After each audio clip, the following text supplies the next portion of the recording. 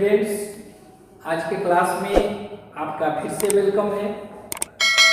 आज मैं विस्थापन अभिक्रिया मतलब डिस्प्लेसमेंट रिएक्शन बताने जा रहा हूँ। इसका दूसरा नाम है एकल विस्थापन अभिक्रिया।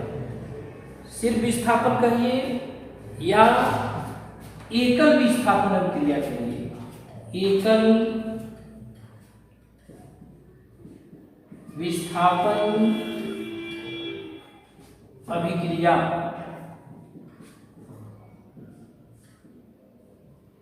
इंग्लिश में एकल का इंग्लिश सिंगल डिस्प्लेसमेंट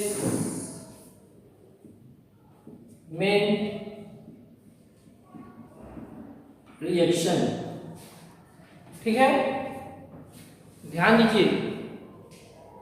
इसके पहले मैंने संयोजन अभिक्रिया, वियोजन अभिक्रिया, ऊष्माक्षेपी अभिक्रिया, ऊष्माशोषी अभिक्रिया बता दिया हूं। अब 5वां नंबर मेरा ये विस्थापन अभिक्रिया है। तो जिस रासायनिक अभिक्रिया में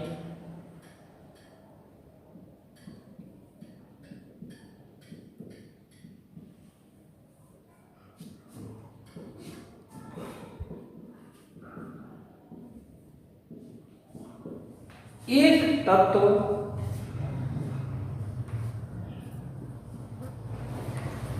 किसी दूसरे तत्व को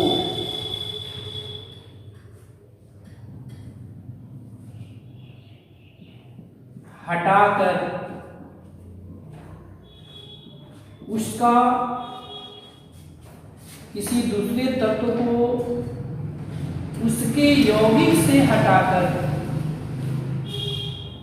ध्यान देंगे, यौगिक से हटाकर उसका स्थान ले लेता है, उसे विस्थापन अभिक्रिया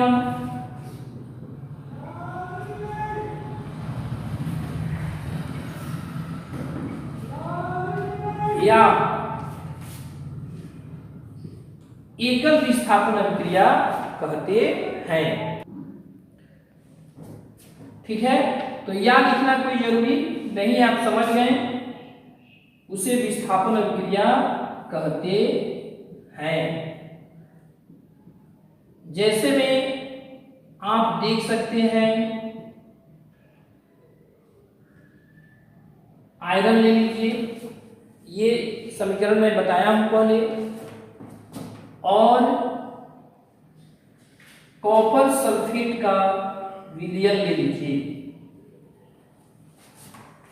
देखिए, मैं आपको बताया हूं केदार, नाग का, माली, आलू जरा फीके से पकाता है।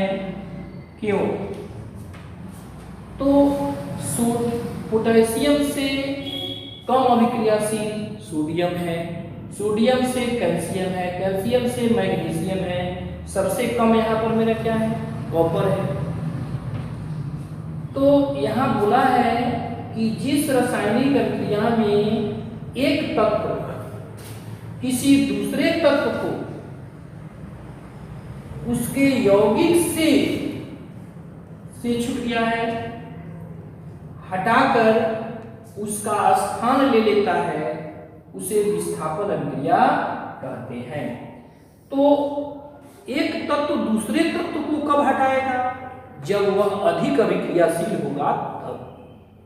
तो देखिए, आयरन अधिक अभिक्रियाशील है, कॉपर कम अभिक्रियाशील है। तो आयरन क्या करेगा कि कॉपर को उसके यौगिक से, देखिए ये कॉपर का यौगिक बोलेगा। अगर मैं Na 2O लिख दूं तो ये सोडियम का यौगिक बोलेगा। तो आयरन क्या करेगा कि कॉपर को कॉपर सल्फेट से हटाकर उसका जगह ले लेगा। अगर इस तरह का काम होता है तो मेरा क्या कहलाएगा, विस्थापन अभिक्रिया। एक तत्व हट रहा है, एक आदमी का विस्थापन हो रहा है, इसलिए ये इसको आप एकल विस्थापन अभिक्रिया भी बोल सकते हैं। ठीक है, तो आयरन क्या करेगा, कॉपर को हटा देगा और यहाँ पर FeSO4 प्लस, अब कॉपर बेचारा हट गया, अलग हो जाएगा। ठीक है, तो अब ये मेरा एक समीकरण हो गया। इस समीकरण को मैं पहले बताया तो ये विस्थापन अभिक्रिया हो गया। लेकिन यही अगर दिया रहता Cu प्लस FeSO4, कोई कहता क्या बनेगा, तो आप ढीठे निडर होके कहिएगा कोई अभिक्रिया नहीं होगा। क्यों? क्योंकि कॉपर कम अभिक्रियाशील है, किससे, आयरन से। तो इसके पास ताकत नहीं है कि कॉपर आयरन सल्फेट को डिस्टर्ब करे। ठीक है, मतलब कॉपर आयरन को इसमें से नहीं हटा सकता है, नहीं विस्थापित कर सकता है। ठीक है, तो यहां कोई अभिक्रिया नहीं हुआ, कोई अभिक्रिया नहीं हुआ। तो अगर आपसे एग्जाम में कोई पूछता है कि विस्थापन अभिक्रिया किसे कहते हैं, तो जिस रासायनिक अभिक्रिया में एक तत्व किसी दूसरे तत्व को उसके यौगिक से हटाकर उसका स्थान ले लेता है, उसे क्या कहते हैं, विस्थापन अभिक्रिया कहते हैं। जैसे में ये एग्जाम्पल लिख देंगे, ये नहीं लिखेंगे, ये तो मैं आपको समझाने के लिए। कभी कभी पूछ देता है, ये दे देता है, कहेगा इसके बाद क्या होगा, तो आपका जवाब होगा कोई अभिक्रिया नहीं होगा। मतलब कि एक तत्व दे दे और एक यौगिक दे दे तो आप जरूर ध्यान रखेंगे, अगर ये तत्व इससे अधिक अभिक्रियाशील होगा तभी अभिक्रिया होगा। ठीक है, दूसरा बात, कभी कभी एग्जाम में पूछता है, एक बार और मैं बताया हूं कि लोहे के कील को मीन्स कांटी को कॉपर सल्फेट के विलयन में डाला जाता है तो विलयन का रंग बदल जाता है, क्यों? बहुत इंपॉर्टेंट क्वेश्चन है। ठीक है, तो देखिए ये आयरन है, लोहा का ये कील है, ठोस में है, और इसको कॉपर सल्फेट के विलयन में, विलयन को AQ से सूचित करते हैं।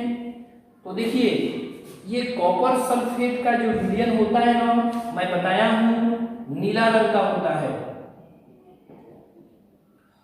ठीक है, और जब इसमें डालेंगे ना तो आयरन इसको हटा देगा, तो FeSO4, ये FeSO4 का विलयन हो जाएगा और ये हरा रंग का हो जाता है, हरा रंग। तो विलयन का रंग क्यों बदल गया, तो हरे रंग का आयरन सल्फेट बनने के कारण। और ये कॉपर जो होता है ना, ये भूरा होता है, याद रखना है, भूरा रंग। जब आप लोहे के कील को कॉपर सल्फेट के विलयन में डालेंगे तो धीरे धीरे विलयन का रंग हरा होते जाएगा और कील पर, जो लोहे का कील रहेगा उस पर भूरे रंग का पदार्थ जम जाएगा, धीरे धीरे जमा होने लगता है। वह मेरा भूरे रंग का पदार्थ क्या है, आपको कॉपर है। ठीक है, तो आप ध्यान रखेंगे, क्वेश्चन पूछेगा कि लोहे के कील को कॉपर सल्फेट के विलयन में डाला जाता है तो विलयन का रंग क्यों बदल जाता है, तो आपका जवाब होगा हरे रंग का आयरन सल्फेट बनने के कारण। ऑब्जेक्टिव में होगा तो कितना लिख देंगे, 2 मार्क्स का होगा। तो लिख देंगे कि जब लोहे के कील को कॉपर सल्फेट के विलयन में डाला जाता है तो हरे रंग का आयरन सल्फेट बनता है, जिसके कारण विलयन का रंग बदल जाता है। और इस समीकरण को भी लिख देंगे तो और बेहतर हो जाएगा। ठीक है। अब मैं अपना अगला वीडियो में आपको ये विस्थापन अभिक्रिया है, अब द्विविस्थापन अभिक्रिया बताएंगे। ये एकल विस्थापन है, द्विविस्थापन अभिक्रिया बताएंगे। ठीक है। इसको आप ध्यान से पढ़ेंगे, जितना मैं बात बताता हूँ उसका रिवीजन करेंगे। अगर मेरा वीडियो पसंद आता है तो लाइक और सब्सक्राइब जरूर करेंगे।